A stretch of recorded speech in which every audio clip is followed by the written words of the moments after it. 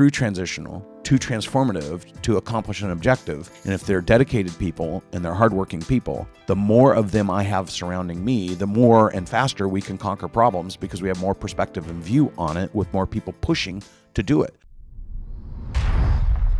You would say that your sole job is to create confidence in the team members and the customers and the members that you work with. That's right. Create the highest level of confidence, because then people will trust you, they'll follow you, and they'll execute on your ideas and concepts. I know that that's all I need to know. I don't actually need to know anything else, because I'm going to surround myself with people who are moving from transactional through transitional to transformative to accomplish an objective. And if they're dedicated people and they're hardworking people, the more of them I have surrounding me, the more and faster we can conquer problems because we have more perspective and view on it with more people pushing to do it. So once I call it the power of three. And if you just simplify your business and break it into three buckets: flow, conversion, retention. How are people coming in? What are you doing with them when they come in? And how are you keeping them? So define flow. How you're attracting whatever you're attracting for whatever you're doing. How you're attracting your customers. Your customers or your employees. Okay. And then everything. You said flow, and then there's conversion. Conversion. How effective are you at getting them to do the thing at the highest value? So it's getting people into the funnel. The top of the funnel is flow.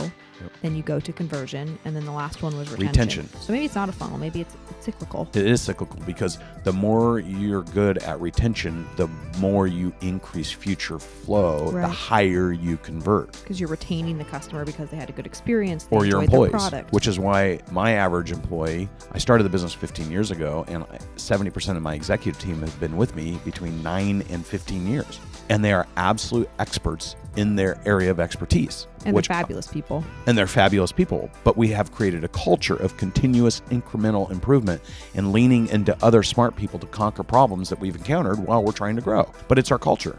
And nobody can come into our culture and say they have all the answers, because I'm the highest lid in the organization and I don't have all the answers.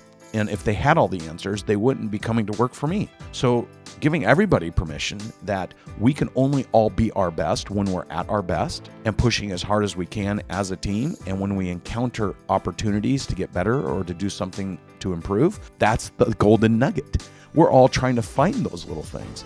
And so having a standard, I call it the magnitude of impact scale, which you helped me create. It's a 6-layer scale between poor, average, good, great, excellent, and remarkable. And I layer everything through that lens. But here's the point, what you asked me about structured success. What I'm teaching, it's like taking a pair of glasses. I have bad eyesight. So when I take my glasses off, I can't read anything. Everything's blurry, okay? And I have to strain. You should watch him try to turn his alarm off in the morning. It's painful. And I have to strain to see. So the analogy I'm giving here is I'm putting my lenses so I can see. I'm loaning them to you as a business owner. I like that. So you're looking through your dirty lenses or no lenses, and you have poor vision potentially in some area or elements of your organization. And I'm just loaning you my glasses so that you can see more clearly what you're trying to see or find, and give you the structure on how to move through those things so that you're not expelling unnecessary effort. Or more importantly, and this will be a different podcast, this is what the private equity groups really like to see. They like to see business owners that grow to a certain level and then run into struggle because they've outscaled themselves.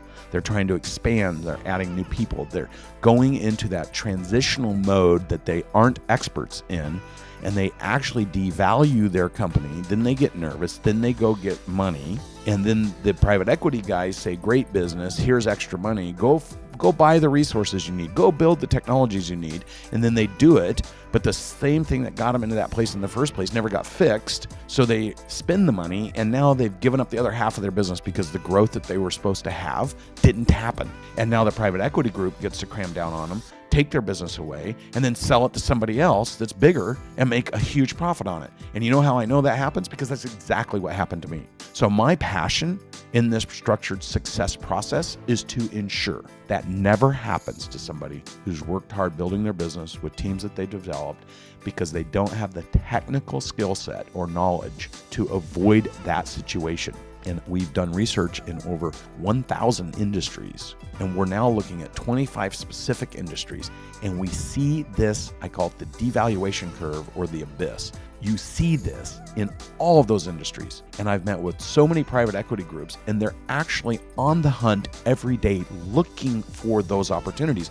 And what they call them are bolt on. So they buy something that's got mass, and they look for all these entrepreneurs that have made the wrong technical moves, who are fearful, who then raise capital. And then when they don't do the next round of growth, and if they do, great, but most times they don't, they can then sell them to an investment they've already got that is bigger, that has all the systems and tools and processes, so they can exponentially grow. And then they bolt on to an existing investment the stumble that some entrepreneur had in their business, and they get crammed down on, and they lose a majority of the value that they set out to create or had at one point, and gave it away because they technically did not understand how to go through growth. There's 3 stages to growth: startup, scale, and scaling. And if you understand where you're at in those 3 stages, and you are in transaction, transition, and transformative mode, and you have all the right lenses, you can do it so much faster, so much more secure, and build so much more value.